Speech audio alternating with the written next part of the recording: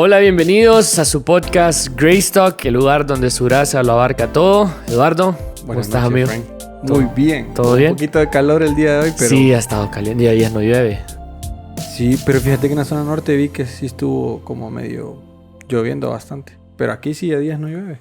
Sí, está calientito hoy, pero bueno, eso no nos impide poder estar aquí el día de hoy. ¿Cómo has estado? ¿Todo bien?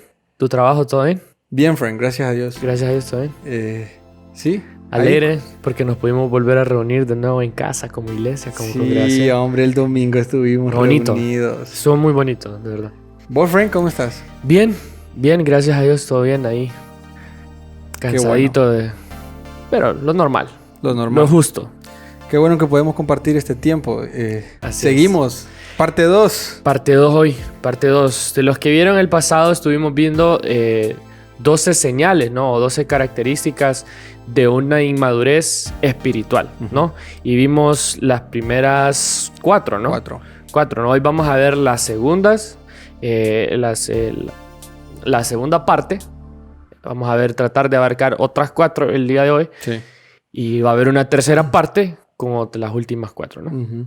Esas señales eran, solo para recordarles un poco, vimos una necesidad grande de aprobación, el perfeccionismo, los celos o envidias y la condenación frecuente del otro. Apuntar el dedo hacia allá. Sí. Yes. Entonces, el día de hoy vamos a estar viendo la segunda parte y comenzamos de un solo. Comenzamos ya. Démosle. Entonces, la quinta señal, la quinta característica de una inmadurez espiritual es el resentimiento y la falta de perdón. ¿Ok?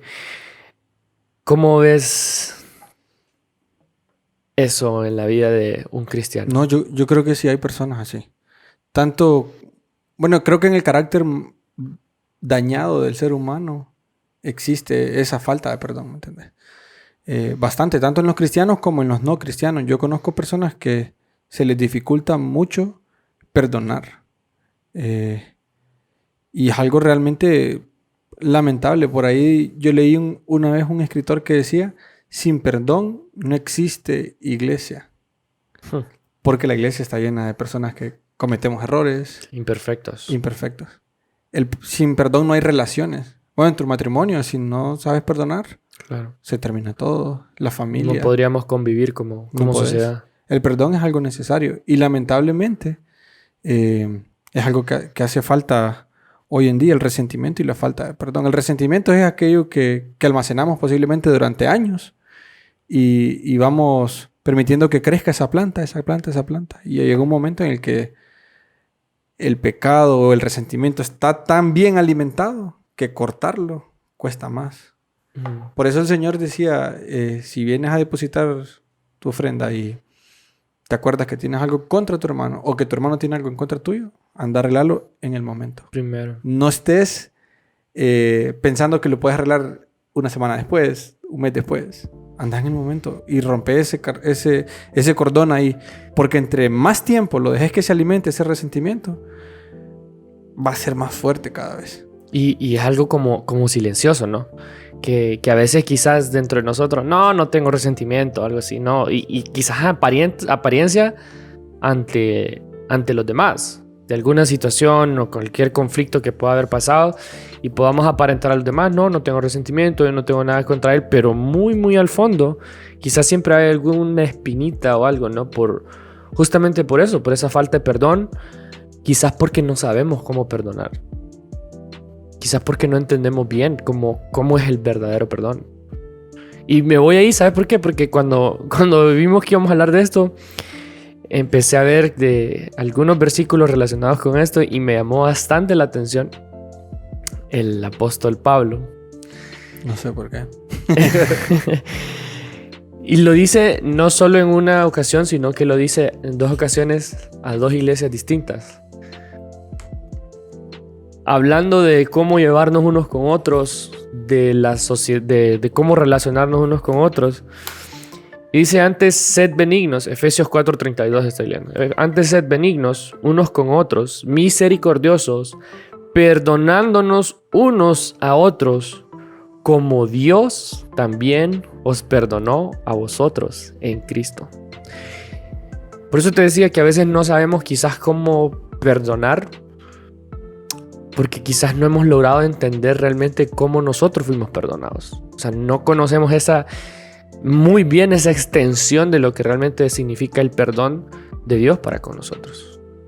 Y al final eso nos lleva a entender que nosotros tampoco sabemos perdonar. Lo que vos decías, somos seres imperfectos. Y debemos de medirnos con la misma manera de decir, yo soy imperfecto y aún así Dios me perdonó. De la misma manera debo de esperar que los demás sean imperfectos y ¿por qué no perdonar yo? O sea, ¿quién soy yo para no perdonar si alguien como Dios, como el Señor Jesús, me perdonó? Pues. Sí. También, bueno, no sé si vas a leer el otro. Tenés el otro versículo. Si no, también Jesús, por ejemplo, cuando los discípulos le dicen, enséñanos a orar. Al terminar la oración, Jesús dice, y perdona nuestras ofensas, así como nosotros perdonamos a los que nos ofenden. Más adelante también Jesús les dice, si ustedes no perdonan a su hermano, nuestro Padre que está en el cielo tampoco los va a perdonar a ustedes. Claro. O sea, el perdón en realidad no solo es una virtud o un vistazo de madurez espiritual, sino que también viene siendo casi como una orden, como un mandato, pues, de que los hijos de Dios, en realidad la bandera de los hijos de Dios sea el perdón. Y somos llamados a misericordia, ¿no? Y las personas maduras realmente, espiritualmente, llegan a ese pensamiento, fíjate, del perdón. Por varias razones, porque a lo largo de la vida espiritual, de la vida cristiana, el Señor te va quebrando, ¿me entiendes? Y te va mostrando. En realidad no creces espiritualmente solo cuando estás bien ocupado. Leí algo de una persona que se llama Jafet Samayoa. Decía, no confundan madurez con estar ocupado en la obra. Puedes estar ocupado, pero no presentar frutos. Entonces, a veces madurez no solo es estar bien ocupado en la obra, sino que todos estos frutos del Espíritu en realidad den fruto en vos, en tu vida, ¿me entiendes? Y así es, ¿me entiendes? O sea, el perdón es una de esas cosas. Creo yo que una de las cosas que afecta en el perdón es que nos sentimos nosotros como la víctima, ¿me entiendes? ¿Cómo me pueden hacer esto a mí? O sea, definitivamente reconocemos que hay cosas que son difíciles de sobrellevar.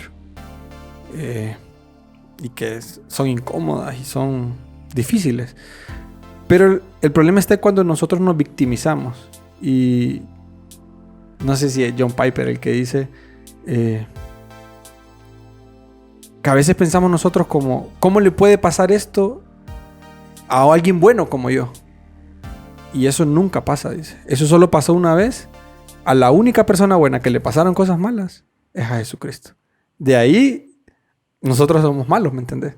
No podemos llegar a decir como, yo soy una persona buena y ¿cómo me pueden pasar cosas malas? ¿Por qué el Señor permite que me pasen cosas malas si yo soy una persona buena? Y al final no, ¿me entiendes? Nosotros no somos las víctimas. Nosotros a veces somos quienes ofenden. Nosotros también somos quienes dañan a otras personas, ¿me entiendes? Alex San Pedro dice, todos estamos rotos, ¿me entiendes? De algún lado. Nadie es perfecto. Y cuando nosotros no entendemos eso, en realidad nuestra falta de perdón se ve expuesta, pues. Aquellos que han sido y que reconocen su pobreza espiritual, creo que están más aptos para saber perdonar, ¿me entiendes? Y solo para dejarles ahí con un poquito la duda, ¿no? Imagínense que esto realmente fuera algo en general, que fuera algo como la falta de perdón reinara, que espero que no lo sea así, pero ¿qué consecuencias puede traer para el cuerpo de Cristo, para la iglesia? No me contestes porque Sí. no terminamos hoy. ¿Qué consecuencias puede traer para los que nos están viendo? Piensen ustedes, ¿qué consecuencias pueden traer definitivamente sus relaciones personales, con sus amigos, con sus novios, esposos, etcétera? Pero pensemos en el cuerpo de Cristo, pensemos en la iglesia. ¿Qué consecuencias puede traer para una iglesia donde reine el resentimiento y la falta de perdón? Así que los dejo ahí para que... Si tuviéramos esa inmadurez en nuestras vidas. Claro. ¿Vos lo tenés? ¿Te cuesta perdonar? ¿Sentís que te cuesta perdonar? Fíjate que creo que no. Sí, esta sí creo que a mí tampoco. Perdonar, sí, no. Ni guardar resentimiento. Creo que no, o sea, al final creo que todos tenemos un poco de alguna y más de otra, ¿verdad? Claro. Tal vez un poco sí, como decía. De las anteriores sí tenía varias. Ok. ¿Cuál es el siguiente entonces? El siguiente. Número 6. Los arranques incontrolables de ira. ¿Sos airado? No. Tampoco. Yo no tengo arranques incontrolables de ira. Sin embargo, creo que hay un punto en el que yo puedo perder el control. Me cuesta llegar a ese punto, pero cuando llego, pierdo. Claro, no es que no te enojes, no es que no te molesten las cosas, sino eso es, como dice ahí, incontrolable, ¿no? Sí, hay un techo que me es difícil pasar, ¿me entiendes? Sí me puedo enojar en un momento, sí puedo estar como molesto por algo. Pero tengo un techo que me es difícil pasar. Pero una vez que lo paso, no sé. Al final creo que todos tenemos ese techo. Algunos más frágiles que otros de cemento, otros de lámina, no sé. Pero sí. Eso creo que es una infracción directa contra el fruto del Espíritu también, que es dominio propio. Dominio propio. Dominio propio. No saber controlarnos, ¿me entiendes? El cristiano que no quiera caer no tiene que caminar en lugares resbalosos. Si al final sabemos que algo nos puede molestar, tratemos de evitarlo, pues. Ahora, ¿por qué podría considerarse inmadurez espiritual si hay algunos que somos coléricos, sanguíneos, melancólicos, coléricos, flemáticos, coléricos? Ahí yo creo que hay todo un tema con el temperamento y el carácter. Nunca el temperamento, no importa cuál sea tu temperamento o mi temperamento, nunca el temperamento controla el carácter en un cristiano. El carácter controla el temperamento. La pregunta es, ¿cuál es el carácter en la vida del cristiano? El carácter en la vida del cristiano, yo creo que tenemos una confusión. Le decimos a alguien que es de carácter fuerte cuando esta persona es gritona, cuando esta persona es mandona, cuando esta persona tiene un semblante firme. Pero lejos de eso, el carácter es aquel que controla su temperamento. Cuando alguien controla, por ejemplo, su timidez, porque sabe que no es el momento de ser tímido, esta persona tiene un carácter fuerte. Cuando esta persona está molesto por algo, pero sabe que puede ofender a alguien y a través de ese carácter controla esa molestia, esta persona tiene un carácter fuerte. Porque no se deja llevar por las emociones, sino que las controla. Y yo creo que hay todo un tema en cuanto al temperamento versus carácter, que también puede ser un tema que toquemos algún momento. Pero definitivamente hay personas que sí son coléricas, ¿me entiendes? Y que se dejan llevar por eso. Que por cualquier cosita se enciende, pues se prende y quien está enfrente se la gana, ¿me entiendes? A mí una vez alguien me dijo, en el cristiano no puede existir la frase yo soy así. No me acuerdo dónde lo escuché o a quién se lo escuchó o quién me lo dijo. Porque al decir yo soy así, estás quitándole la autoridad de Cristo a tu vida. Y no estás dejando que Él moldee realmente internamente quién sos. O sea, qué es lo que tiene que cambiar, qué es lo que tiene que ir quebrando Cristo para cambiarte, para moldear justamente a eso, ¿no? Al carácter de Cristo cada vez más. Claro. Y todos los grandes hombres de Dios que están al servicio del Señor, comenzando por Jesús, tuvieron dominio propio. Recordad que a Jesús le decían, si sos el Hijo de Dios, bájate de la cruz. Cuando Pedro le cortó la oreja al soldado, Jesús le dice, no lo hagas así. ¿Vos crees que si yo no le pido al Padre, manda 40 legiones de ángeles y me defienden? Sabía que no era el momento, sabía que no era esa forma, sabía que se tenía que cumplir de otra manera. Y el cristiano sabe que es llamado a padecer, así como Cristo también padeció. Y viendo el otro lado, ¿no? O sea, viendo personajes como Moisés, cómo empezaron tal vez en esa inmadurez espiritual. Bueno, Moisés mató a un egipcio, ¿no? En un arranque probablemente de ira, de enojo. Que también parecía que era algo bueno, tal vez, porque ese egipcio estaba actuando mal. Correcto. Pero él actuó mal sobre mal. Correcto. Ajá, y eso es lo que te lleva a perder el control. Y vemos Actuar mal después sobre quién fue Moisés, ¿no? El trabajo que hizo Dios en la vida de Moisés a través de los años que pasó con él, pues. Entonces, definitivamente es algo que podemos ver como señal de inmadurez y de realmente de poder decir, no importa quién soy o quién me considero que soy yo, al final del día lo importante es quién Cristo quiere que yo sea. O sea, en quién Cristo está trabajando en mí para que yo me transforme eso. Sí. Porque si me fijo solo, soy así, pues vamos a vivir una vida realmente derrotada sin ver realmente lo que Cristo quiere hacer en nuestra vida. Claro. Y yo te voy a decir algo para terminar este punto número 6, o esta inmadurez número 6.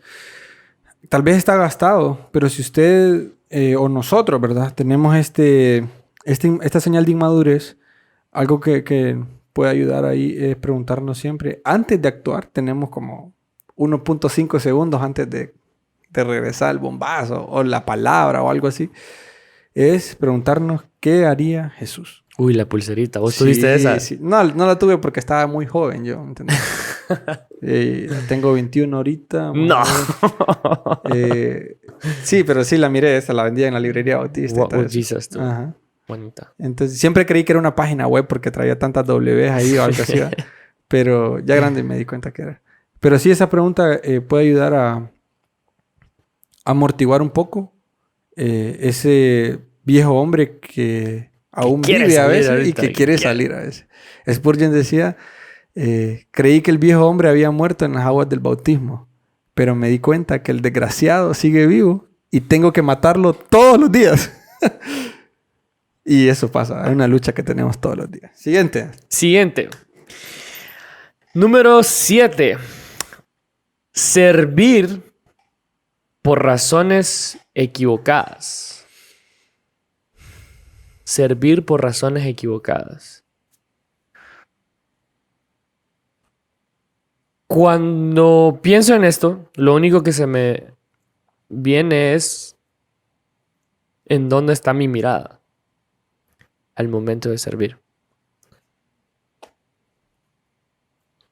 O bueno, en dónde está mi mirada en cualquier cosa que hago, pues. En nuestro día a día. ¿En dónde está puesta mi mirada?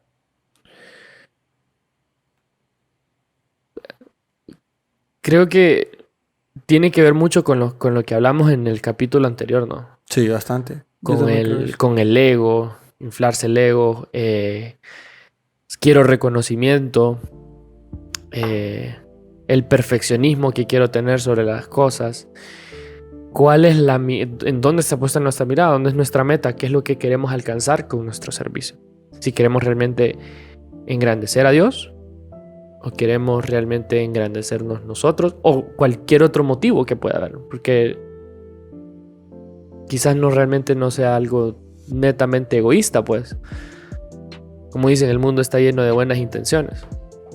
Sí, yo creo que también ahí Jesús atacó bastante esta forma de ser. Los fariseos, por ejemplo, acostumbraban a servir por las razones incorrectas. La vida de los fariseos, cuando la estudias, por ejemplo, aquel fariseo le dice, ayuno 2 veces a la semana. 2 veces a la semana. Doy todos mis diezmos. Doy limosna. Se podría decir una vida intachable. Intachable, de servicio. O sea, cumplía con varios requisitos y con varias cosas de servicio, ¿me entiendes? Uh-huh. Pero al final no agradaba al Padre. Entonces, al final de nada sirve que sirvamos en un montón de cosas y de manera excelente a veces, si nuestra intención de nuestro corazón en realidad está errónea. No hay alabanza, no hay adoración hacia Dios ahí, por lo tanto es igual a 0. Pues. Uh-huh. Entonces no hay sentido en esforzarnos en servir si lo hacemos de la forma incorrecta. Que tu mano izquierda no sepa lo que hace tu mano derecha.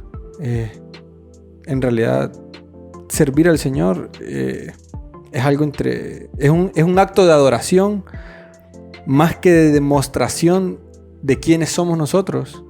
Es un acto de sumisión hacia Él, ¿me entiendes? Por lo tanto, creo que es saludable para la iglesia y para los líderes que puedan estar viendo, para alguien que que estés sirviendo en la iglesia, si no te están dando crédito por lo que haces, si no te es reconocido en tu trabajo, en tu interior, motívate. Porque al final la recompensa no viene por el aplauso de las personas, sino por lo que Cristo se goza en tu servicio. Y yo le agregaría algo ahí, perdón. A veces den gracias a Dios por eso, o sea, por el hecho de que nadie te está dando halagos. Porque es muy fácil caer en ese egocentrismo, en ese elevar, inflarnos nosotros. Es tan fácil caer en eso. Bueno, incluso los mismos discípulos de Jesús cayeron en eso. En su momento peleaban por quién iba a ser el mayor. Claro. Un momento Jacobo y Juan le dijeron, Señor, ¿quieres que les mandemos fuego? Yo me estaba acordando de esa también. O sea... creyendo que estaban sirviendo de esa manera. Correcto, creyendo que le iban a servir porque estaban actuando en contra de Jesús de una mala manera. Y lo que querían era demostrar su poder o su... Correcto. Que podían hacer algo. Queriendo servirle a Jesús. Sí, a veces somos así realmente. Claro. Entonces, hay que tener mucho cuidado porque lo que hablábamos anteriormente, ¿no? Nuestro perfeccionismo, las razones equivocadas, el ego que hablábamos el capítulo anterior, ¿no? Nos puede llevar justamente esto, a perder la mirada, a perder el enfoque, a perder realmente el propósito por el que hacemos las cosas. Y al final, nuestro servicio, como decía Eduardo, es un acto de adoración a Dios. Y si no estamos dándolo de todo corazón para Dios, nuestra mirada no está ahí, no estamos entregando nada, pues. Es una ofrenda vacía, es una ofrenda inservible, es una ofrenda que no va al final a agradar a Dios. Entonces a nuestro corazón tampoco va a ser de bendición, pues. Porque al final eso va a ser solamente para nuestro orgullo. Claro. El último, número 8. Ahí tiene que estar usted apuntando a ver cuál posiblemente pueda tener. Nosotros también, cuando estamos haciendo esto, también el Señor nos habla y nos motiva a cambiar, ¿verdad? El número 8, Dani, es dificultad para reconocer el talento de los demás. Creo que esta tiene que ver como un poco también con la envidia, el ego que podamos sentir, como varias de las anteriores, ¿verdad? Que están mezcladas con eso, porque tiene que ver con el hecho de no querer reconocer cuando alguien está actuando bien, lejos de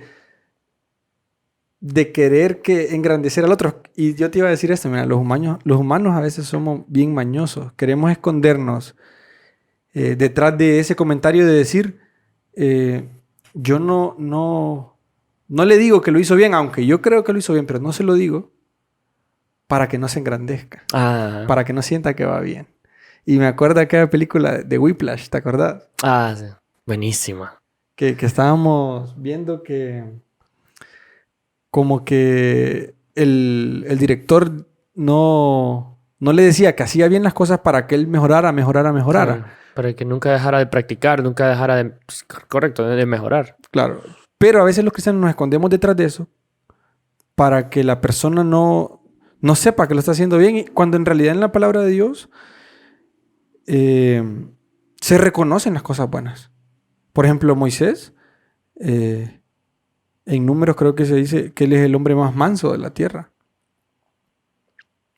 Vemos muchas veces a Pablo decir a las personas que lo imiten a él, o que también respeten e imiten a Timoteo, que es su seguidor, y empieza a dar la lista de las cosas buenas que él tiene, ¿me entiendes? Y aunque Pablo sabía que tenía cosas malas, también el resaltar las cosas buenas no solo habla de lo bueno que es aquella persona. Al yo resaltar tus virtudes, Dani, no solo habla de lo bien que estás vos, sino también habla de lo bien que está mi corazón, que no me impide reconocer quién sos, ¿me entiendes? Bernabé, por ejemplo. Bernabé estuvo mucho antes que Pablo en el ministerio. Llega Pablo y Bernabé automáticamente reconoce el llamado de Pablo y dice, no, la verdad es que vos tenés aquí el siervo, ¿me entendés? Soy seguidor tuyo. Aunque yo entré antes, en realidad el llamado es tuyo. Y yo, o sea, el corazón de Bernabé es un corazón humilde, ¿me entendés? Que agrada al Señor. No importa que él no sea el que escribió tantos libros del Nuevo Testamento, él sirvió para que que escribió los libros del Nuevo Testamento se acoplara, ¿me entendés? Se encajara, acompañarlo, ayudarle. Y yo creo que eso habla bien no solo de quién era Pablo, sino también aún mejor de quién era Bernabé y el corazón humilde que podía tener. Y creo que al final, bueno, pensando lo que hablábamos la vez pasada y ahorita, muchas de estas inmadureces y muchos de eso del pecado muchas veces nace justamente en el orgullo. Nace en un corazón orgulloso, en un corazón que se quiere inflar, en un corazón que solo piensa en el yo, o sea, en la carne, en satisfacer nuestra propia carne. Entonces, porque ver y reconocer a la otra persona se puede hacer fácilmente. Digamos, yo puedo ver que vos tenés tal talento y que lo podés hacer muchísimo mejor que yo.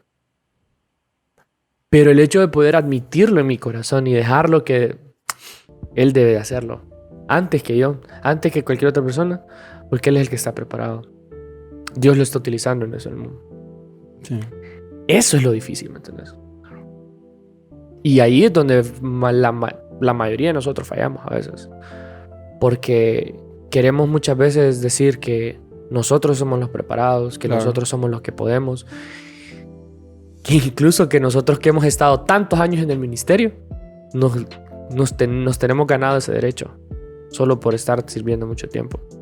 Y me llama bastante la frase que decías al inicio, ¿no? Que el hecho de estar sirviendo, el hecho de estar activamente sirviendo no refleja realmente una verdadera madurez o un verdadero fruto, ¿no? Sí. No hay que confundir mucha actividad con dar verdadero fruto, ¿entiendes? Porque puede ser que no. Para cerrar este punto, Dani, a veces nos escudamos en eso que te decía, de que no queremos que el hermano se engrandezca. Pero hay que recordar algo.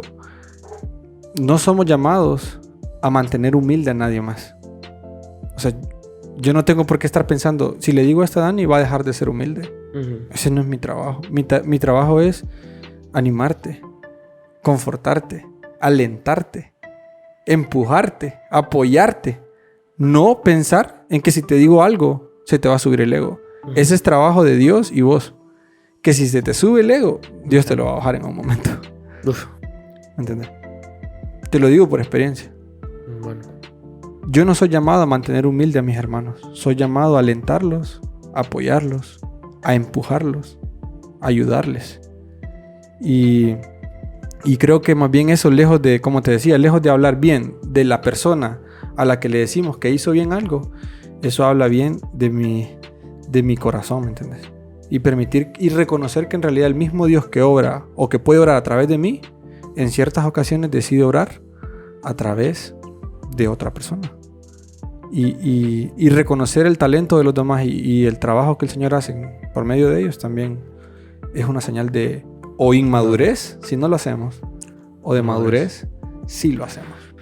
Amén. Entonces, el reto, como siempre, en estas señales de inmadurez, es que realmente podamos autoevaluarnos y que podamos realmente ver cómo estoy. Claro.